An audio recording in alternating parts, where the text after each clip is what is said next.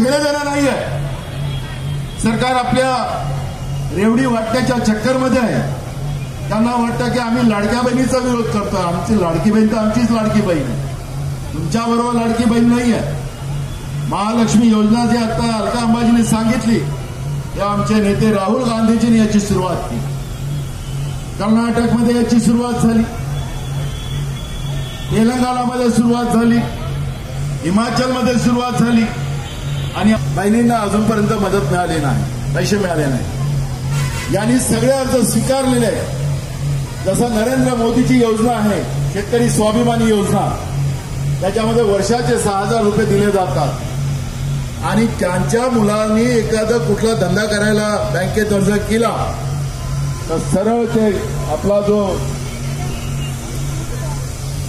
आधार card असतो, आधार card आपल्याला जोडावा लागतो. तो आधार कार्डची लिंक तिकडे पीओमओ ऑफिसला जाते. पीओमओ ऑफिस तिकडे कलेक्टरला सांगते आणि तहसीलदार नोटीस पाठवतो शेतकऱ्याला की ते जेवढे आतापर्यंत पैसे घेतले ते वापस करा, नाही तर तुमच्या घरावर जप्ती करू. आमच्या लाडक्या बहिणीवरही हेच वेळ आणणार. ते पैसे मागतील हे लोक, कारण की यांचं धोरण जे आहे